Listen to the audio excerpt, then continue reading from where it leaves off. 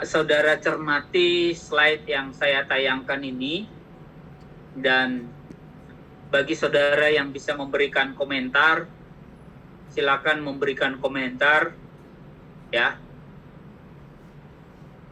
Kalau saya bertanya seperti ini pengalaman dari seorang guru terhadap muridnya. Ketika guru itu membuat pernyataan seperti ini, cobalah Anda pikirkan yang saya pikirkan itu. Cobalah Anda pikirkan yang saya pikirkan itu.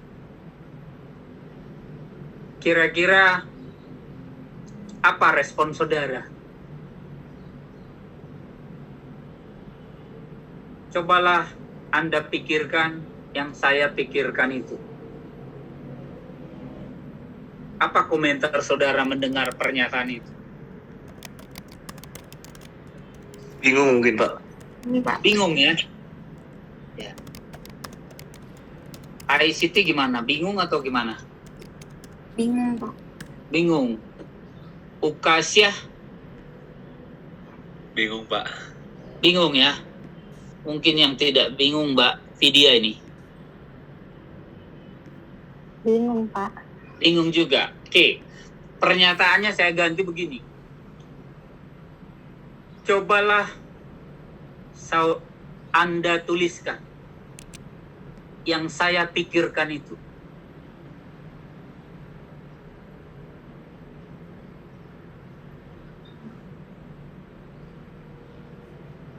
Masih bingung juga atau seperti apa responnya?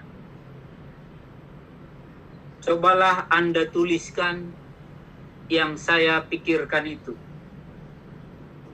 Masih bingung, Pak. Nggak tahu mau nulis apa. Nggak tahu mau menulis apa. Iya. Tentu kalau kalimat itu langsung disampaikan, saudara sekalian, dan itu hanya kalimat pertama, terus sekaligus perintah, tentu kita sebagai murid, kita sebagai mahasiswa, itu mengalami kebingungan untuk memikirkannya, untuk menuliskannya.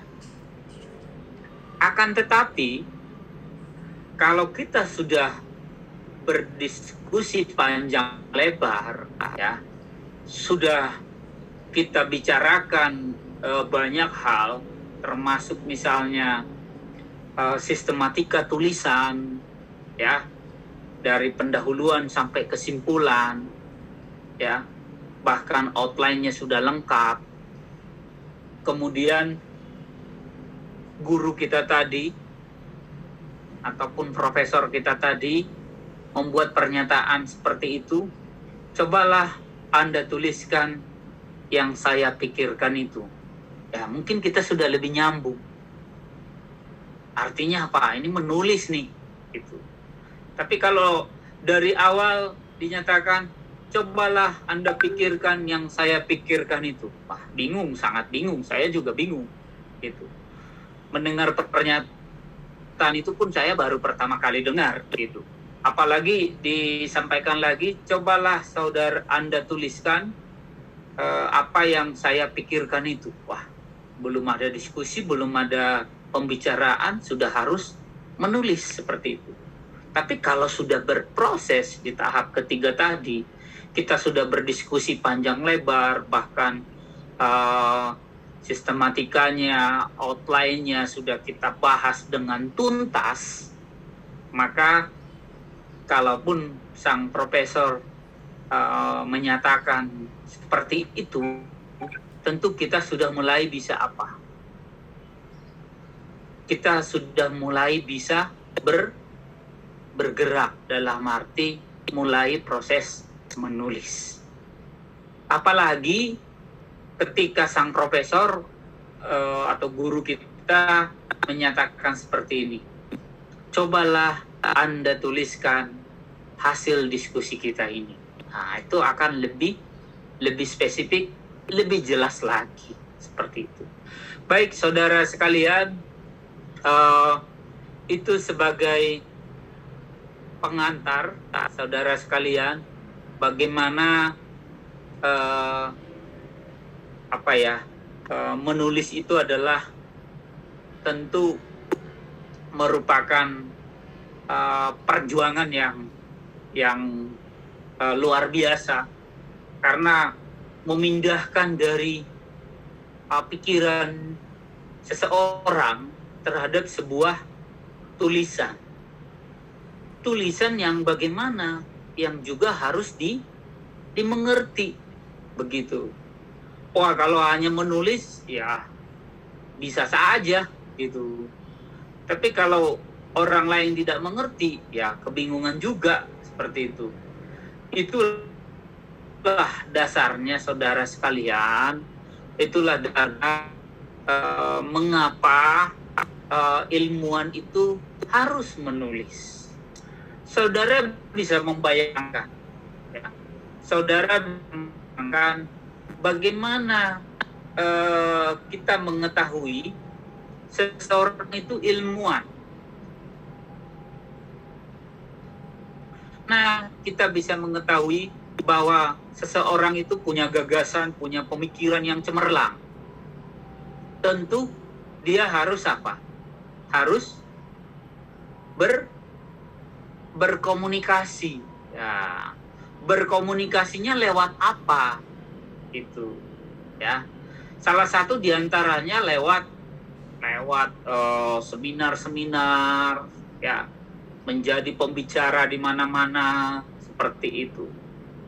Tapi tidak semua ilmuwan itu mendapat kesempatan yang sama untuk menjadi pembicara di dalam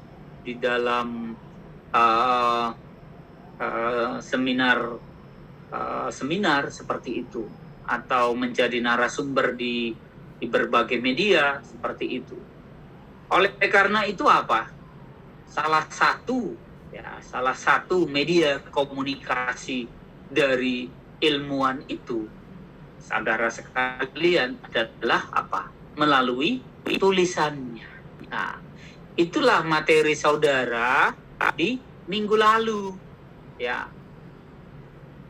Itulah materi saudara minggu lalu. Berkomunikasi merupakan kehidupan ilmuwan, karena dengan berkomunikasi akan menentukan keberadaan dan tempat seorang ilmuwan di jagat ilmu pengetahuan, seperti itu. Jadi begini saudara sekalian, inilah berkomunikasinya, ya. Hasil penelitian harus dipublikasikan secara tertulis. Nah, itu dia. Atau dibicarakan dalam pertemuan publik. Nah, ini contohnya tadi. Agar pekerjaan ilmiah tahu keberadaannya. Gitu. Jadi saudara bisa membayangkan banyak sekali ya, hasil penelitian yang ada di perpustakaan IPB atau saat ini dengan teknologi yang bagus, kita bisa mengaksesnya di repositori IPB. Banyak sekali itu saudara sekalian, itu ya. Tetapi kalau itu tidak pernah dibicarakan, ya, tidak pernah dipublikasikan, gitu, ya, dalam lain, tentu hanya orang-orang tertentulah yang membaca itu. Nah, ada satu pernyataan dari Montgomery, ya, ini masih kuliah minggu lalu. Ilmu pengetahuan ada karena para ilmuwan menulis dan berbicara. Itu. Jadi seperti itu, saudara sekalian.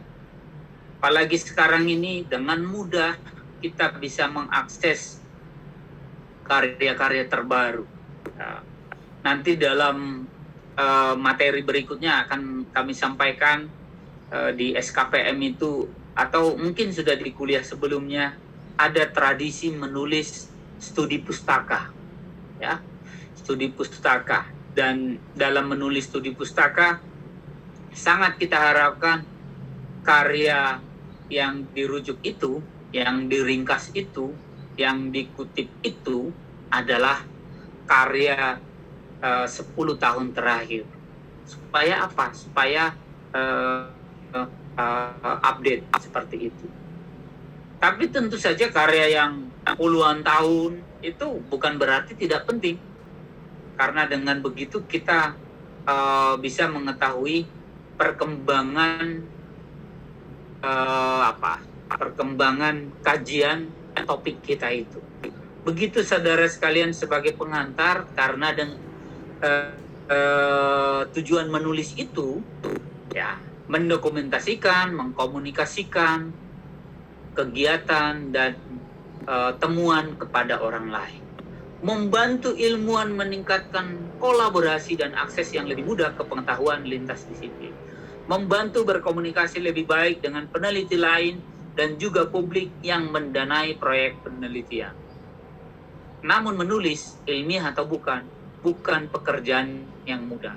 Menulis adalah perjuangan abadi. Nah, ini dia. Ya.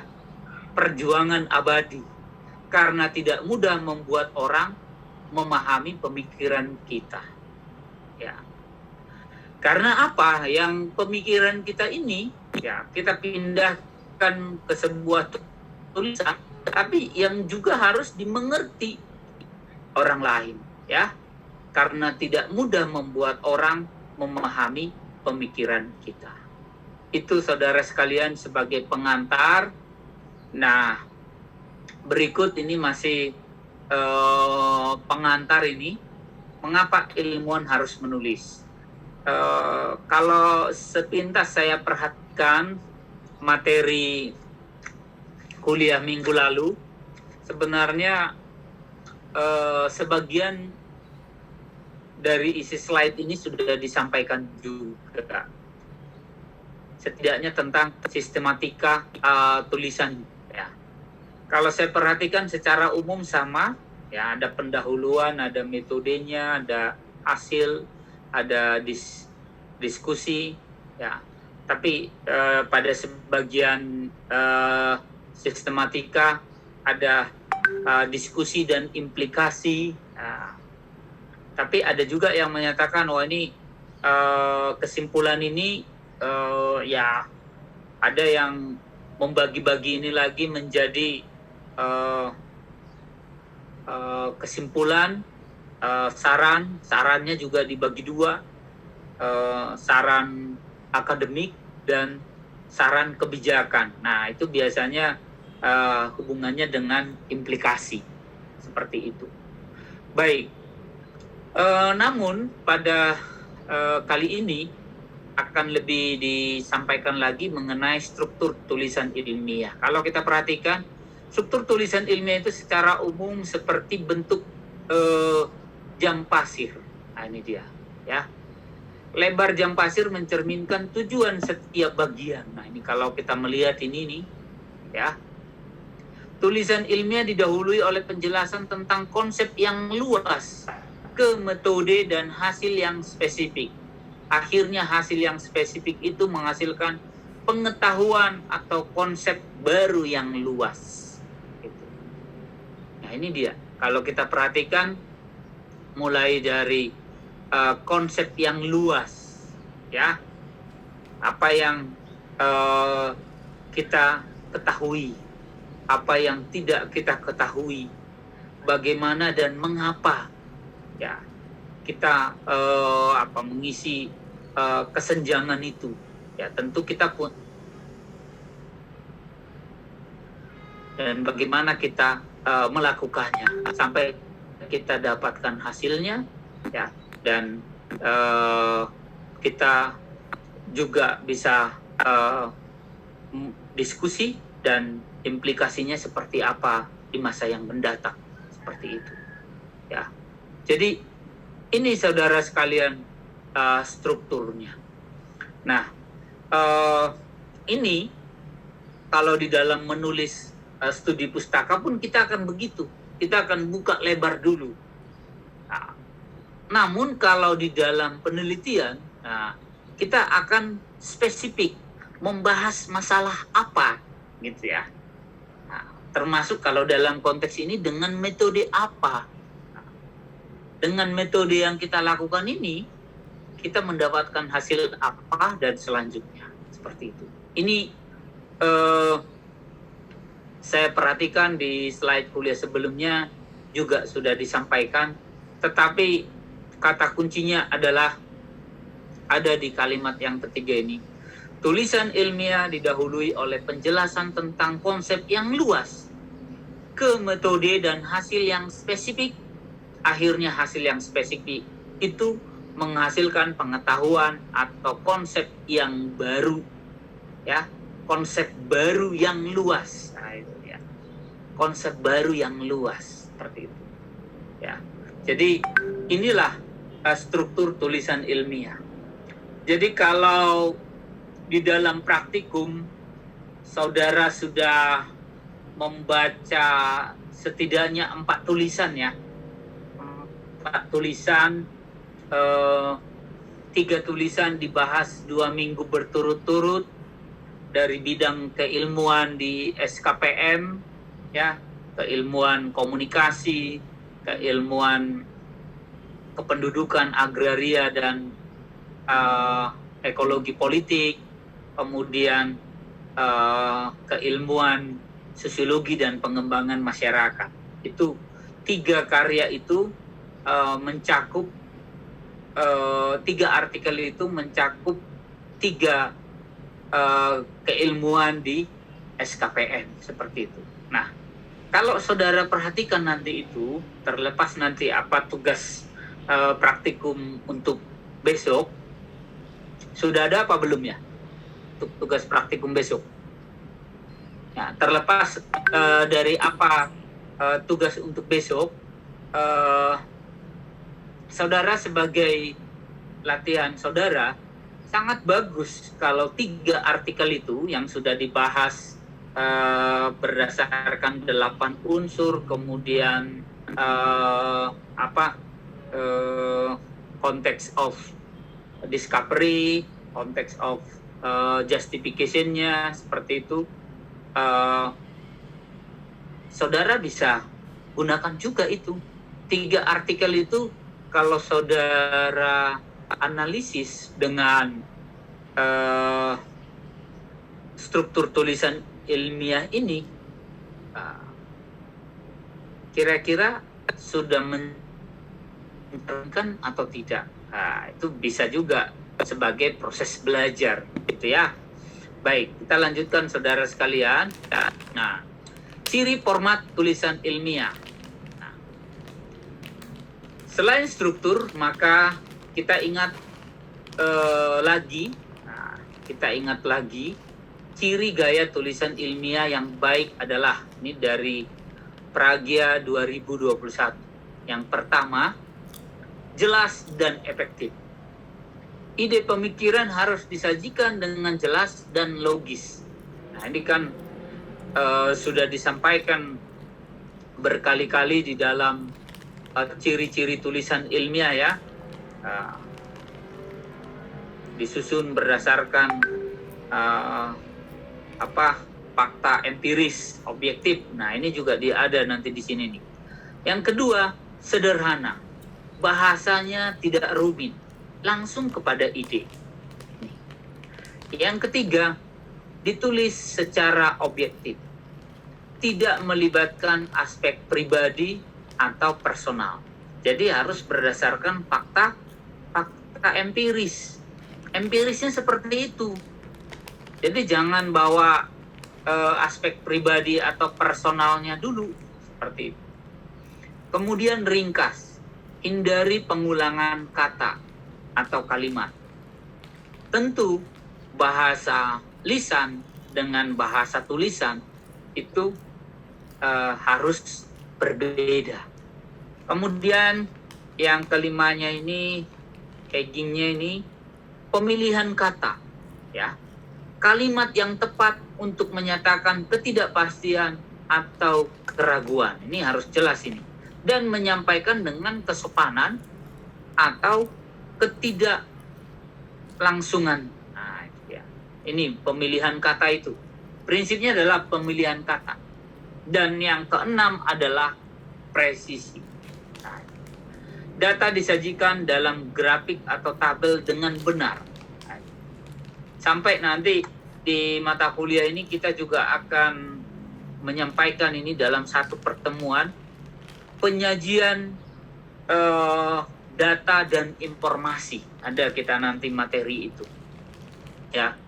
Tapi presisi di sini ya, data disajikan dalam grafik dan tabel dengan benar ya menurut Pragia 2021. Tapi presisi juga bisa ya untuk mendapatkan data yang objektif ya. Data yang objektif ya tetap harus presisi dari sumber pengatnya itu atau sumber-sumber informasi dari yang terlibat dalam penelitian itu ya. Jadi misalnya kalau hubungannya dengan metode misalnya seperti itu. Kalau ada 120 masih sampai seperti itu. Kalau semuanya disensus, maka tentu akan lebih presisi, akurasinya akan lebih tinggi dibandingkan hanya mengambil katakanlah 10% respondennya seperti itu. Jadi tentu kalau semua responden ya, semua mahasiswa angkatan 57 di 57 ya, apa 58 sekarang? Anda angkatan 57. 57. Nah, 57 diwawancarai misalnya seperti itu. Nah, tentu itu presisinya akan lebih tinggi gitu. Dibanding hanya 10%-nya, hanya 12 orang misalnya seperti itu, atau 20%-nya 24 orang contoh gitu. Ya. Tapi kita gunakan presisi yang dimaksud Pragia di sini disajikan dalam grafik atau tabel dengan benar. Nah, itu artinya itu penegasan. Tapi presisi untuk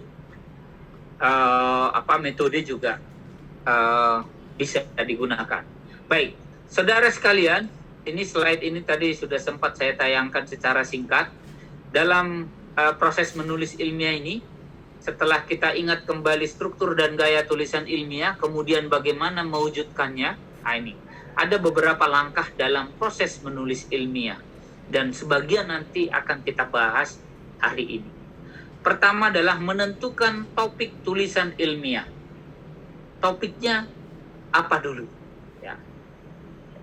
Kemudian membuat judul tulisan ilmiah. Ketiga, merumuskan masalah.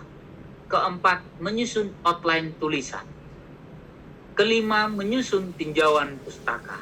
Ini satu pertemuan juga nanti ini. Kemudian, keenam, menuangkan semua ide tulisan secara lengkap sesuai pendekatan penulisan yang digunakan. Ini kita akan bahas di dalam praktikum. Kemudian ketujuh, membuat kutipan dan daftar pustaka atau rujukan dengan lengkap dan benar. Ini harus dengan lengkap dan benar. Sebagian besar nanti sudah saudara dapat di mata kuliah bahasa Indonesia. Ya, ini di bahasa Indonesia juga disampaikan ini. Utamanya nanti kaitannya dengan kutipan dan daftar pustaka. Kemudian membuat abstrak dan ringkasan ya di PB 10 dan PB 11. Dan terakhir menambahkan data dan informasi yang valid dengan ilustrasi yang tepat. Tapi selain menambahkan data dan informasi, juga nanti akan disampaikan materi tentang penyajian data dan informasi. Bagaimana membuat tabelnya, bagaimana membuat grafiknya, bagaimana sampai nanti sebagian materi juga kita sampaikan terkait dengan bagaimana presentasi yang baik. Ya, inilah proses menulis ilmiah itu, saudara sekalian. Artinya, kalau saudara melihat di sini ada 9 langkah. Kalau dihafalkan mungkin 3 menit bisa hafal gitu. Tetapi melakukannya, tadi sudah kita lihat sama-sama merupakan perjuangan abadi, ya. Ini perjuangan abadi. Karena harus atau dapatlah, paling tidak dapat dimengerti oleh orang lain, ya. Baik, saudara sekalian, kita mulai yang pertama, menentukan topik tulisan ilmiah. Definisi topik menurut KBBI, ya, 2007. Pertama, pokok pembicaraan dalam diskusi. Topik diskusi kita apa? Ya. Topik ceramahnya apa? Topik karangannya apa? Ya.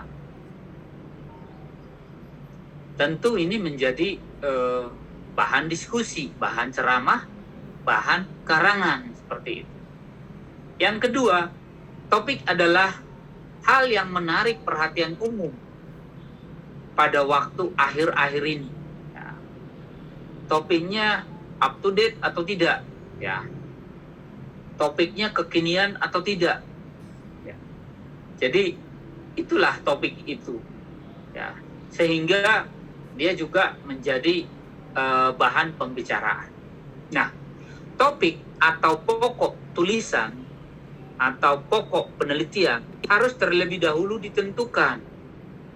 Bapak, mohon maaf memotong. Ini slide-nya apakah diganti atau tidak? Soalnya saya tidak terganti. Tidak terganti? Iya, masih yang proses menulis ilmiah. Oh. Di teman-teman gimana? Iya, sama, masih yang proses menulis ilmiah. Sama ya, padahal di saya sudah berganti ya. Coba ya kita ini lagi. Bagus, terima kasih ya. Harus diingatkan ini. Nah, kalau begini sudah? Sekarang sudah, Pak. Sudah ya. Berarti ada jeda waktu ya. Kalau ini berubah, pindah. Iya Pak, pindah. Pindah lagi, Pak. Pindah ya. Oke, ini sudah lagi. Aman, Pak. Aman ya. Oke. Jadi saya ulang sedikit pada slide ini, menentukan topik tulisan ilmiah. Pertama tadi definisi topik menurut KBBI, sambil teman-teman baca saja. Ada 2 definisinya tadi. Singkatnya adalah pokok pembicaraan dalam diskusi, ceramah, dan karangan. Kemudian hal yang menarik perhatian umum pada waktu akhir-akhir ini, ya, kekinian atau tidak, tentu itu menjadi penciri dari topik tulisan ilmiah, ya. Nah, topik atau pokok tulisan ataupun pokok penelitian harus terlebih dahulu ditentukan, karena tidak akan ada yang ditulis ataupun diteliti jika tidak ada yang dibahas. Jadi, saudara bisa membayangkan kalau saudara mau menulis, tapi belum tahu topiknya apa, belum tahu pokok tulisannya apa, atau mau meneliti, tapi belum tahu pokok penelitiannya apa. Nah, itu tentu akan mengalami kesulitan tersendiri. Nah, sekarang, dari mana topik itu diperoleh? Topik tulisan atau penelitian ilmu sosial ada di sekitar kita. Ya. Ketika saudara melihat berbagai kejadian yang saudara rasakan, yang saudara lihat ataupun yang saudara baca merupakan sumber topik yang tidak akan ada habisnya. Seperti itu. Ya. Misalnya mengapa para petani atau para tukang ojek misalnya ataupun supir angkot itu beralih sementara di masa pandemi dari pekerjaannya biasanya membawa kendaraan menjadi bertani misalnya seperti itu. Itu sudah satu topik tersendiri. Nanti ya kalau di SKPM itu dikenal dengan strategi nafkah misalnya seperti itu. Bagaimana ini? Atau mengapa orang rame-rame pindah ke kota misalnya seperti itu? Atau mengapa desa ini sudah makin berubah? Ciri-ciri kota sudah banyak dialami di satu desa ini atau di satu kelurahan ini misalnya. Itu banyak sekali saudara sekalian. Ada di sekitar kita gitu ya. Jadi apalagi topik tulisan penelitian ilmu sosial ya, banyak sekali ya. Itulah saudara sekalian. Nah, bagaimana pedoman memilih? Nah, ini memilih topik. Pertama, pilihlah topik yang menarik bagi Anda. Nah, ini harus kata Anda di sini akan kami sering kami gunakan karena memang yang akan menulis itu ya Anda sendiri, kita sendiri secara pribadi gitu ya. Makanya ya kadang-kadang kan kalau memilih perguruan tinggi pun kalau bisa kita sendiri langsung yang berminat gitu. Supaya apa? Ya, supaya chemistry-nya itu juga ada gitu. Ya, kalau semangatnya ada, tentu motivasi untuk berhasilnya juga ada gitu. Demikian juga dalam menulis, demikian juga dalam meneliti. Jadi menarik bagi Anda. Dan juga menarik bagi pembaca. Nah, itu dia. Dan sesuai dengan disiplin ilmu Anda. Gitu. Termasuk nanti di SKPM. Ternyata departemen saya ini ada 3 bidang ilmuwan. Saya nanti mau di mana seperti itu. Ya. Awal semester 4 nanti saudara akan memilih yang namanya peminatan, betul ya? Ya, tentu ada prasyaratnya. Ada mata kuliah yang nilainya harus kategori baiklah, kalau bisa sangat baik seperti itu.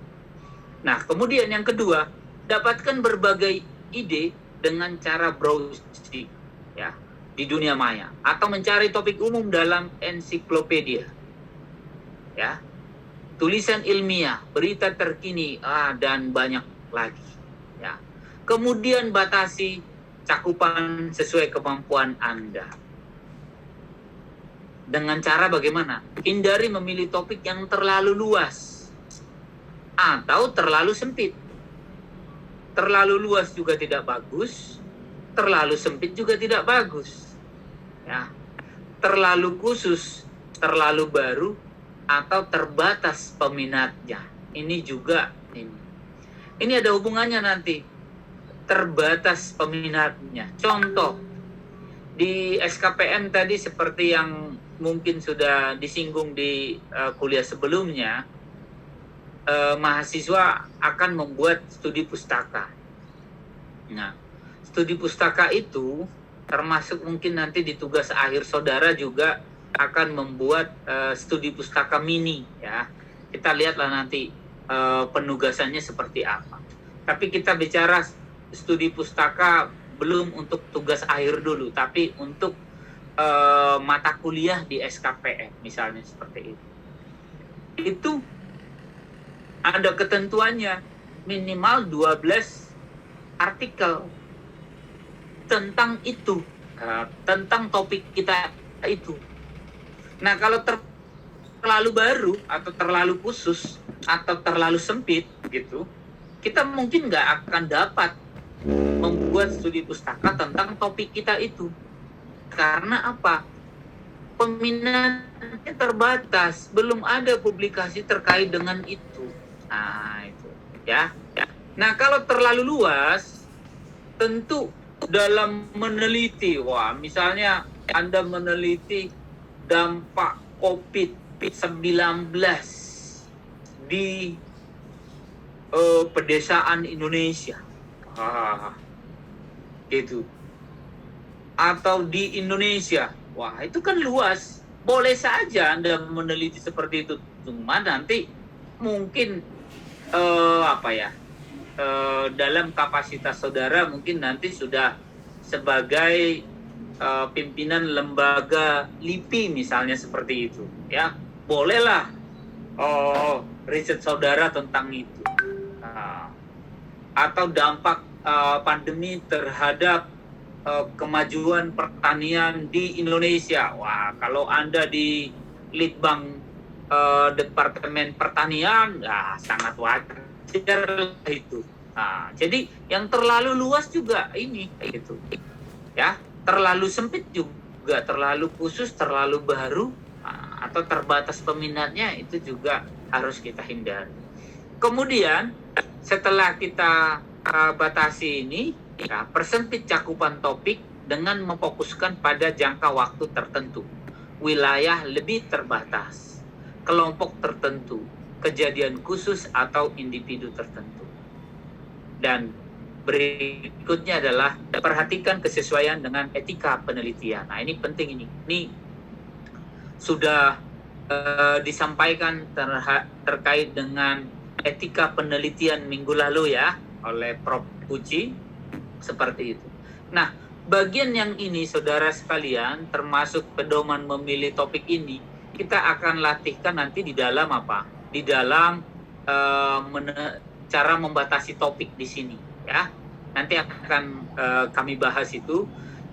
Ini saya sampaikan dulu terkait dengan pedoman memilih topik, masih lanjutan ini. Kemudian berikutnya adalah waktu. Pilihlah topik yang dapat diselesaikan dalam waktu yang disediakan. Nah, kalau saudara peserta akselerasi atau tidak, ataupun reguler misalnya di SKPM misalnya. Kalau akselerasi kan harus lulus 7 semester. Kalau reguler 8 semester, seperti itu. Artinya hanya 1 semester waktu untuk riset dan menyelesaikan semua tahapan untuk lulus menjadi sarjana, seperti itu. Artinya dalam 1 semester itu, kalau di SKPM itu harus kolokium, ya, harus riset, kemudian harus publikasi, nah, kemudian harus ujian skripsi. Sebelum ujian skripsi nanti di SKPM itu ada uji kelayakan, seperti itu, baru ujian skripsi, kemudian submit naskah skripsi misalnya, seperti itu. Dalam apa? Dalam waktu 6 bulan. 6 bulan, tapi efektifnya kalau perkuliahan di IPB kan lebih kurang 4,5 bulan saja, seperti itu. Dalam waktu sekitar 5 bulan harus selesai semuanya. Nah, itu harus kita ini. Nah, kalau terlalu luas tadi, ya mungkin bisa Anda selesaikan, tapi dalam waktu 2 tahun, seperti itu. Anda harus rela lulus 6 tahun. Tetapi kan tidak semua mahasiswa siap lulus 6 tahun, ya. Jadi ini penting sekali waktu ini. Harus disesuaikan dengan juga ukuran kantong ini, ya. Kemudian pendekatan ini penting. Ada beberapa pendekatan yang berbeda dalam memilih topik.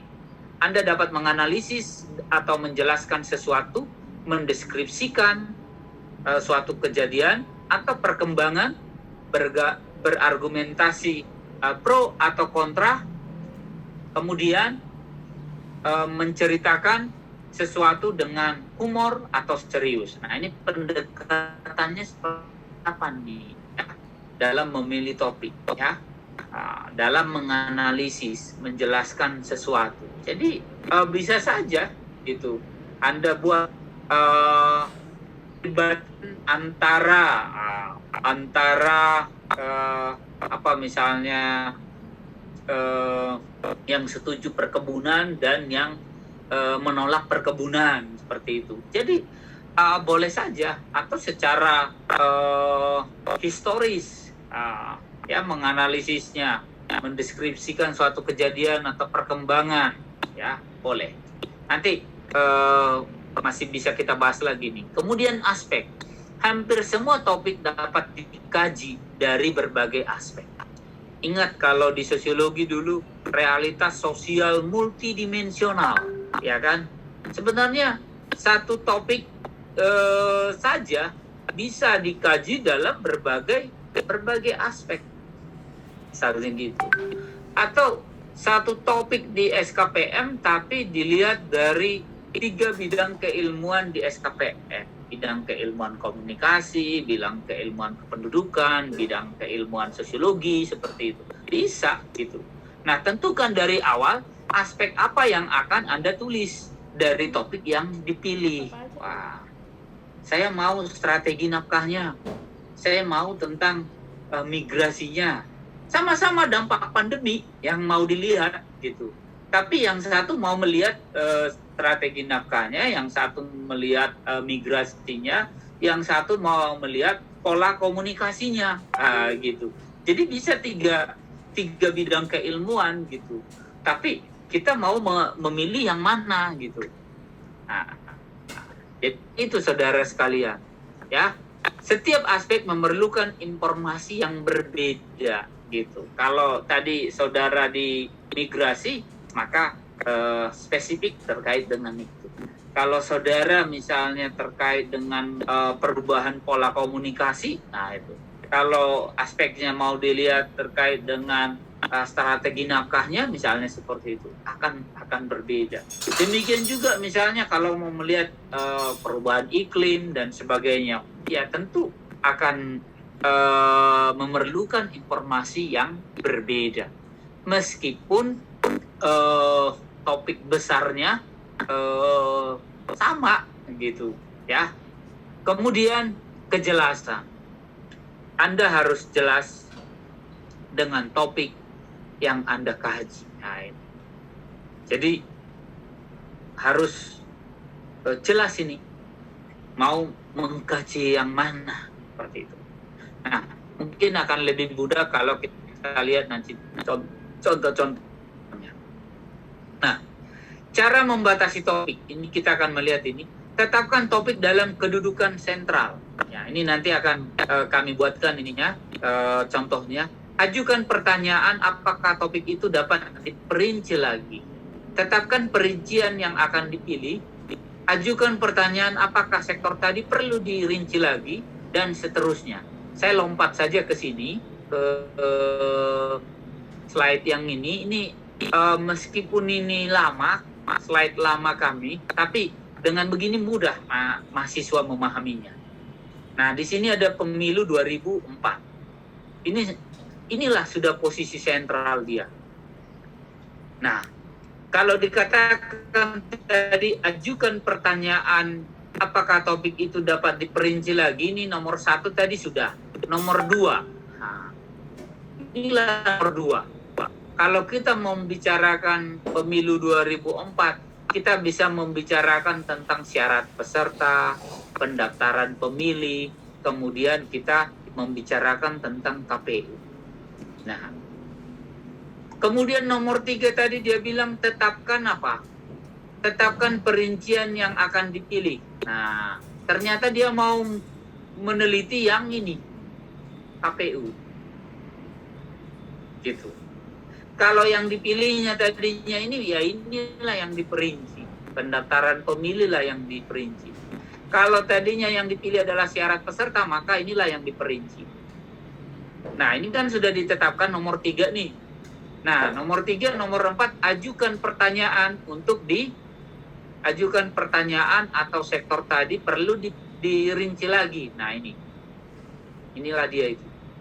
Oh, kalau membicarakan KPU, ada syarat anggota KPU, kewenangan KPU, kemudian ada masa kerja anggota KPU.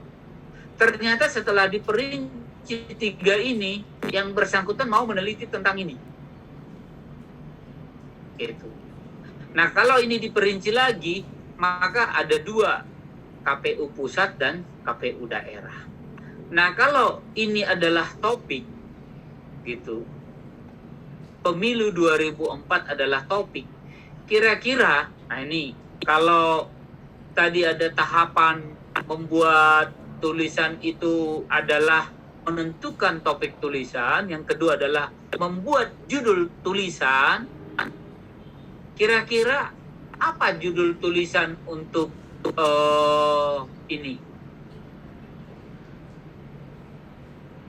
Topiknya kan sudah. Apa judul tulisan untuk apa? Untuk bagan ini, gambar 4 ini?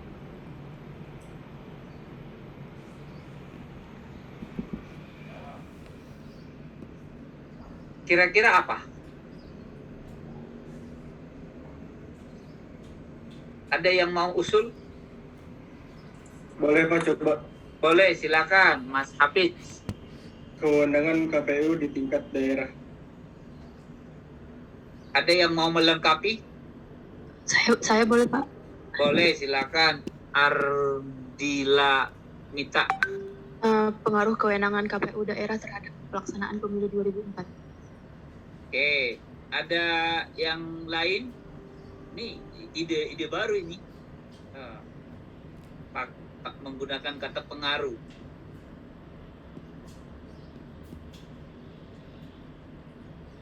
Kalau hanya menggunakan kata-kata yang ada di sini, coba.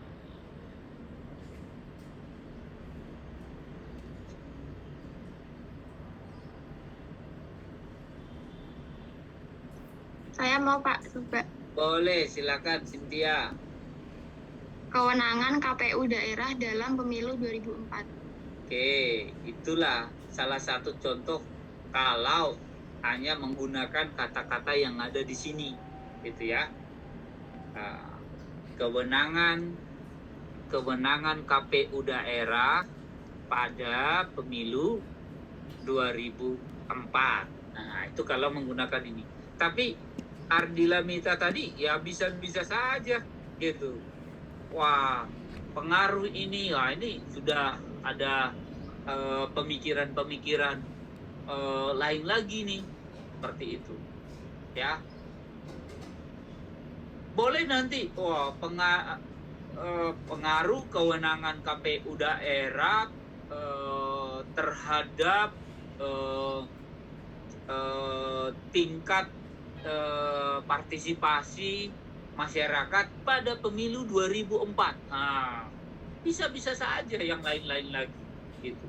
Tapi beginilah caranya saudara sekalian. Inilah contoh dari yang kami sebut tadi di sini, cara membatasi topik.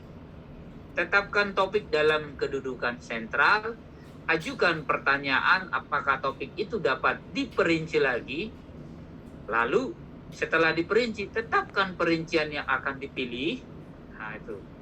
Kemudian ajukan pertanyaan apakah sektor tadi perlu dirinci lagi, dan seterusnya dan seterusnya. Ya. Jadi saya sengaja langsung ke sini, saudara sekalian, sengaja langsung ke sini supaya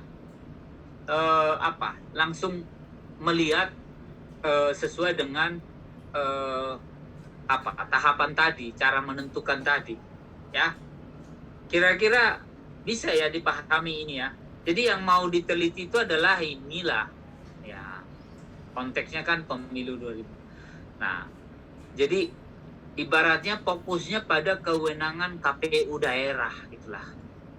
Jadi kalau mau ditambahkan pemilu 2004, kemudian nanti mau menghubungkannya dengan aspek lain, bisa saja. Gitu. Ya. Nah sekarang bagaimana dengan ini? Cara membatasi topik. Tema besarnya, tema umumnya. Nah ini bisa tentang kelapa sawit. Tapi setelah Anda rinci misalnya, kelapa sawit itu apa saja, dipersempitlah. Saya mau meneliti limbah kelapa sawitnya. Nah, gitu. Nah, limbah kelapa sawit ini dirinci lagi. Oh, mau fokus ke apa? Biofuelnya dari cangkang kelapa sawitnya. Jadi, ini sama dengan yang seperti ini tadi sebenarnya. Hanya saja ini harus diperinci lagi nih kelapa sawitnya kelapa sawit itu diperinci apakah di penanaman, apakah di limbah, apakah ekspansinya seperti itu. Nah demikian juga dengan topik yang berikut ini. Ini kelapa sawit, dia mau persempit di perluasan atau ekspansi lah misalnya gitu, kelapa sawit. Oh ternyata dia mau fokus pada hilangnya hutan adat. Nah, hilangnya hutan adat. Nah, akibat perluasan perkebunan kelapa sawit. Jadi bisa begitu dia. Ya. Jadi terserah saudara mau apa. Begitulah cara membatasi topik itu. Jadi setelah membuat tema besarnya, persempit dia fokusnya apa. Atau ikuti yang ini. Tetapkan topiknya, ajukan pertanyaannya, tetapkan perincian lagi, ajukan pertanyaannya, dan seterusnya. Inilah contohnya. Begitu saudara sekalian. Ya. Jadi kalau dipikir-pikir, waduh, yang penting Anda tentang apa dulu? Ya, tentang apa misalnya pembelajaran tatap muka. Boleh saja. Metode belajar saat pandemi, pilih. Tapi tentu untuk bidang keilmuan SKPM juga harus diperhatikan, itu, ya. Supaya apa? Supaya sesuai dengan bidang keilmuan. Gitu, saudara sekalian. Nah sekarang menentukan judul. Nah ini menentukan judul. Buatlah judul yang paling sesuai untuk menggambarkan topik tulisan penelitian tersebut. Judul sebaiknya ditinjau kembali karangan selesai. Nah, gitu. Nah, kita bisa membuat judul tadi sesuai yang disarankan oleh saudari Cynthia tadi ya. Kewenangan KPU daerah pada pemilu 2004. Nah, setelah kita tetapkan itu, kita tinjau. Tulisan udah jadi nih, cocok atau tidak nih kalau itu judulnya. Nah gitu. Suatu judul yang baik akan menarik perhatian pembaca. Judul tulisan bisa saja judul yang lama tetapi ditambahkan dengan informasi baru dari tulisan itu. Nah ini maksudnya di sini saudara sekalian, kadang-kadang nanti dari skripsi saudara itu saudara membuat artikel untuk dipublikasikan. Gitu. Jadi, contoh ini, suatu judul yang baik akan menarik perhatian pembaca. Judul tulisan bisa saja judul yang lama, tetapi ditambahkan dengan informasi baru dari tulisan itu. Jadi, kita bisa membuat artikel dari tulisan kita yang sebelumnya, bisa saja ya. Sebuah judul dapat pula menegaskan sebuah kalimat yang penting dalam karangan itu, ya. Apakah pandemi akan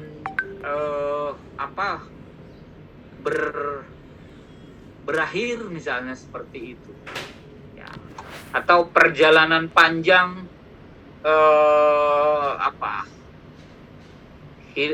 perjuangan masyarakat mendapatkan hak atas lahan misalnya seperti itu ya, bisa saja itu ya. Sebuah judul dapat pula menegaskan sebuah kalimat yang penting dalam karangan itu, bisa. Judul tulisan ilmiah yang lebih umum dan mudah dibuat adalah dengan menghubungkan, nah ini dia saudara sekalian, dengan menghubungkan variabel-variabel yang diteliti yang diharapkan. penelitian tentang kemasyarakatan ditambahkan dengan lokasi kejadian, ya. Bagian yang ini, saudara sekalian, akan kami jelaskan khusus nanti, ya.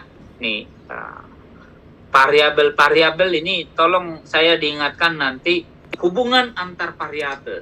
Nah, hubungan antar variabel.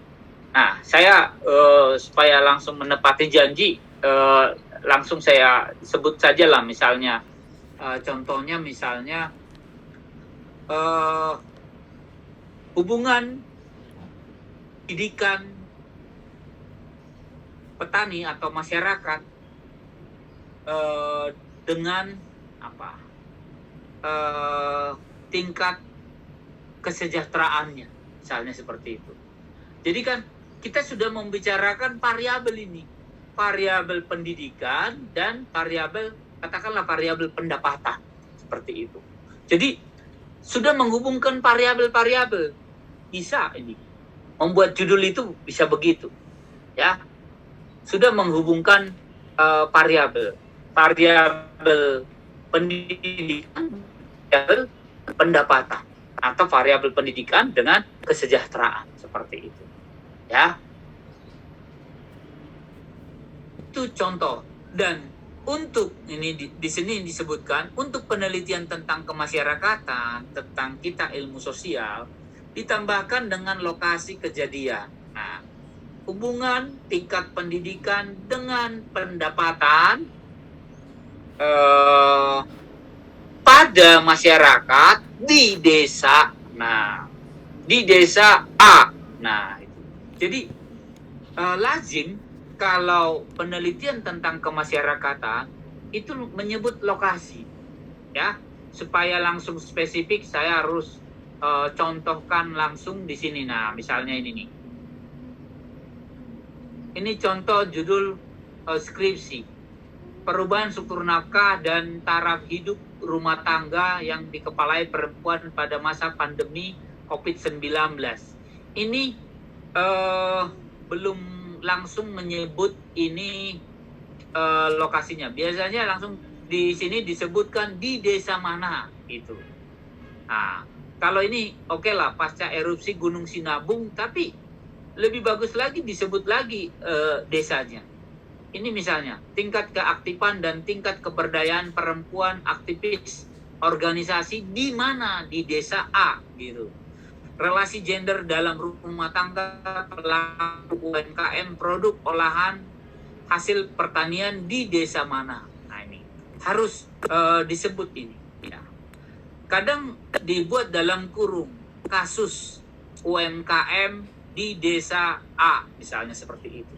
Jadi harus menunjukkan lokasi. Ini contoh ketentuan judul karya ilmiah IPB nih, ya, judul nih. Susunan kata pada judul membentuk segitiga terbalik dan tidak lebih dari 3 baris. Nah, ini. Panjang judul tidak lebih dari 15 kata. Perhatikan, tidak lebih dari 15 kata. Judul, ya. Jarak antar judul ini teknisnya nanti bisa saudara lihat dengan nama lengkap mahasiswa dengan logo dan nama departemen program studi fakultas sekolah harus sesuai dengan contoh lampiran. Logo IPB sesuai statuta berdiameter 2,5 cm warna hitam. Nah, ya, kalau yang ini tentu nanti di buku PPKI itu ada, ya. Ya, ini dia di buku PPKI. Tapi yang mau saya tegaskan tadi kaitannya dengan ini. Untuk penelitian tentang kemasyarakatan ditambahkan dengan lokasi kejadian. Judul juga dapat berupa pengungkapan tujuan penulisan karangan itu. Nah, ini dia. Ya, baik. Itu saudara sekalian terkait dengan judul ini. Sayang sekali judul yang disampaikan di sini belum menyebutkan nama desanya. Biasanya langsung menyebut nama desanya, lokasinya, ya. Kemudian berikutnya tadi ini sudah, nah ini dia. Di samping judul yang sesuai, maka sebuah judul tulisan harus memenuhi syarat-syarat. Pertama, judul harus relevan. Nah, ini 3 ini harus saudara perhatikan, ya. judul harus relevan. Relevan artinya judul harus berkaitan dengan topik atau bagian-bagiannya. Gitu. Artinya kalau judul saudara tadi ini kewenangan KPU daerah pada pemilu 2004, maka nanti tentu saja di dalam bagian-bagian tulisan itu, di dalam sistematika tulisan itu tentu harus membicarakan tentang apa? Pemilu 2004. Pemilu di Indonesia, itulah lebarnya itu. Nah, terus makin mengerucut nanti pada kewenangan KPU yang diteliti ke KPU daerah. Terus nanti ada tadi hasil sampai implikasinya. Tentu implikasinya kembali lagi kalau kita baca tadi yang ini harus akhirnya hasil yang spesifik itu menghasilkan pengetahuan atau konsep yang baru. Konsep baru yang luas gitu. Kembali dia melebar lagi. Ya. Seperti itu saudara sekalian. Jadi ada 3 ini. Nah, relevan yang pertama, yang kedua provokatif. Judul itu harus menimbulkan keingintahuan pembaca atas isi karangan gitu. Jadi kalau judulnya sangat standar gitu ya, kurang provokatif gitu ya, keingintahuan pembaca judulnya saja sudah ambigu nih, apalagi isinya gitu. Jadi judul juga harus bisa dibuat provokatif gitu ya, walaupun dari antara yang di sini relatif ini tidak terlalu provokatif ya, dari antara yang ada di sini. Perubahan struktur nafkah, tetapi paling tidak dia bisa memenuhi menimbulkan keingintahuan. Keingintahuan tentang apa? Keingintahuan tentang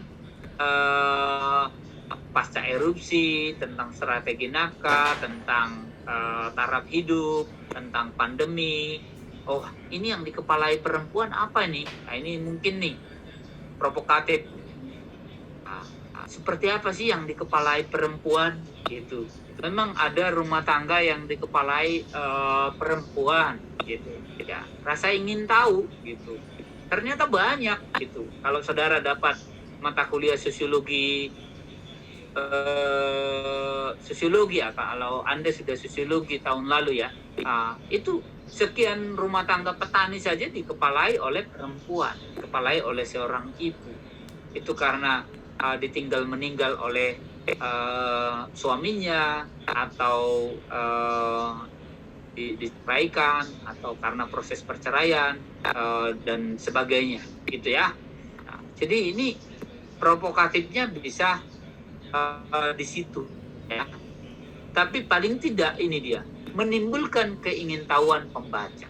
Nah, berikutnya adalah judul harus singkat, menghindari kalimat panjang. Jika tidak dapat dihindari, maka penulis dapat memberikan judul utama yang singkat, 15 kata, dan memberikan judul tambahan yang panjang, dalam kurung studi kasus atau studi komparatif di 2 desa. Nah,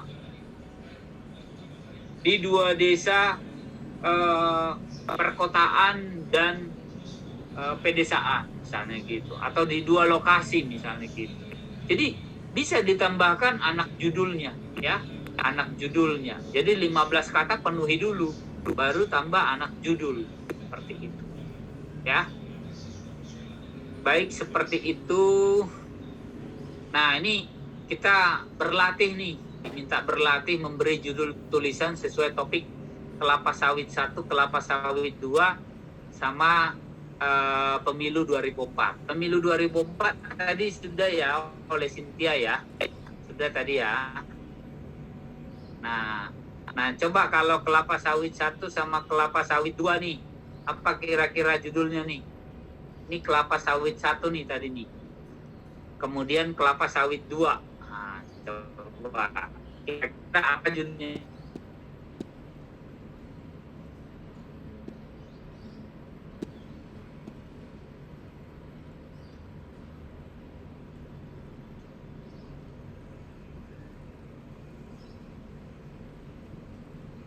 Kalau belum bisa misalnya menghubungkan dua variabel tadi, oke lah, masih ini belajar gitu. Kira-kira apa ya judulnya ini? Pak, saya izin untuk mencoba. Oke, ICT silakan yang ini. Yang kelapa sawit 2 boleh nggak, Pak? Boleh sekali. Nah ini dia. Iya. Jika seperti ini judulnya bisa nggak, Pak? Hilangnya hutan adat akibat perluasan perkebunan kelapa sawit. Ya bisa saja, gitu. Itu salah satu alternatif, gitu, ya. Karena tentu fokusnya kan di sini nih, ya. Fokusnya di sini nih, hilangnya hutan adat. Ini kunci nih. Nah, jadi di abstrak nanti harus ada hutan adat, kunci hutan adat.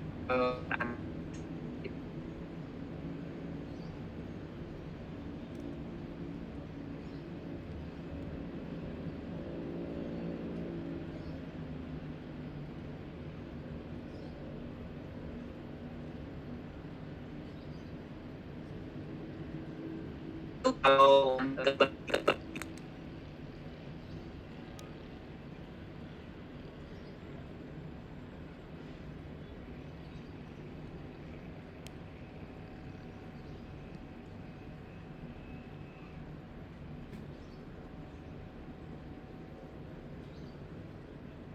ada Bapak, saya boleh nggak, Bapak?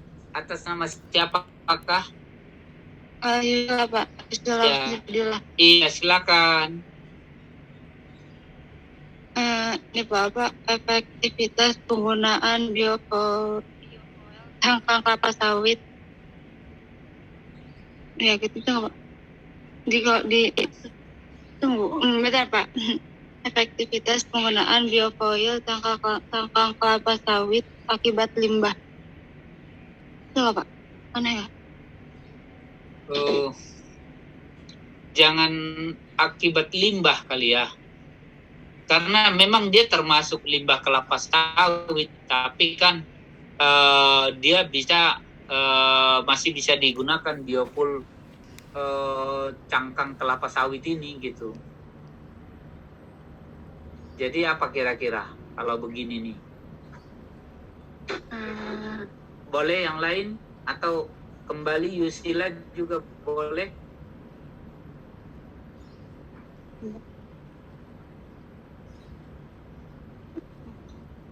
Izin menjawab, Pak. Silakan, atas nama siapa? Afia Rahma. Ya, silakan. Kalau dari saya, penggunaan dari cangkang kelapa sawit untuk mengurangi limbah. Oh, bisa. Nah, ya jadi ada banyak alternatif ya. Ada banyak alternatif yang saudara bisa gunakan gitu. Ya. Tetapi tentu saja karena saudara fokus pada cangkang kelapa sawit, maka akan difokuskan ke sini gitu. Jadi benar tema besarnya adalah kelapa sawit. Tapi yang mau diteliti itu adalah limbahnya. Spesifiknya tentang biofuel cangkang kelapa sawit. Ya. Jadi bisa Anda spesifikkan lagi ini, apakah nanti mau pakai di atasnya nanti sifatnya pro kontra dan sebagainya seperti itu ya. Saya sebentar sambil mencari apa judul-judul skripsi yang spesifik menyebutkan lokasinya. Saya coba misalnya yang ini Siti Pina. Oke.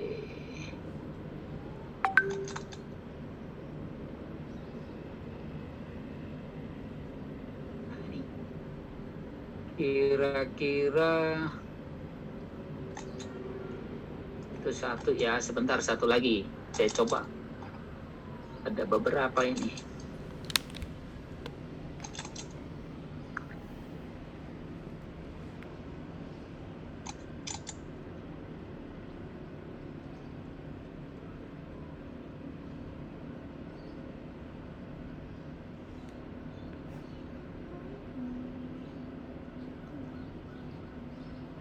Oke. Kemudian sebentar ya, satu lagi ya. Komunikasi kependudukan sosiologi ya.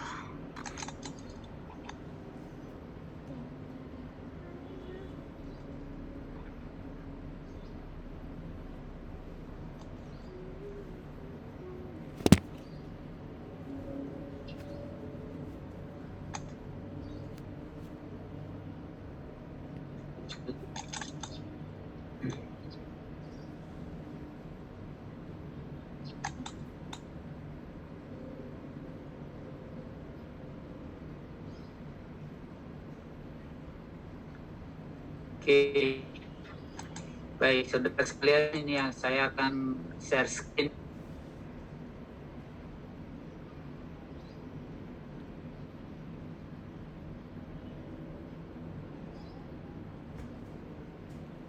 Nah, ini contoh dari bidang ilmu komunikasi nih.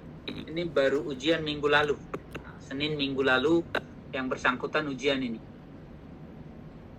Efektivitas strategi cyber government public relation dalam diseminasi informasi kesehatan sebagai bentuk komunikasi krisis.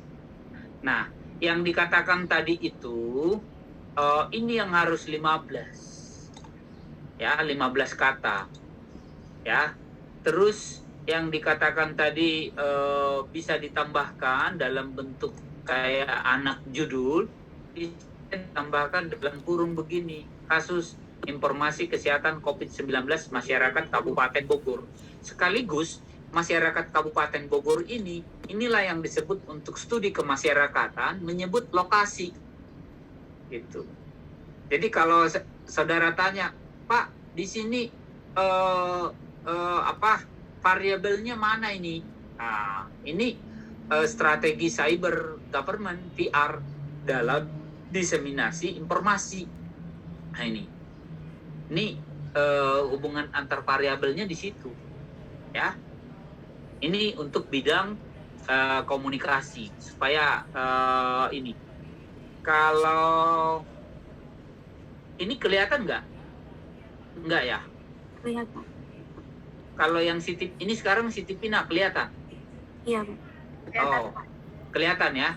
Karena saya sedang share screen ya.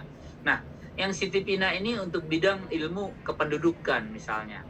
Pengaruh migrasi sirkuler terhadap kondisi sosial ekonomi. Nah, kalau yang ini lagi-lagi judul. Ini tadi anak judul. Nah, judulnya ini yang dibatasi 15. Anak judulnya ini yang bisa ditambahkan kalau harus lebih dari 15, buat dia dalam kurung gitu. Nah, ini studi kemasyarakatan itu harus menyebut lokasi. Ya, harus menyebut lokasi. Itulah dia yang spesifik dalam ilmu studi kemasyarakatan.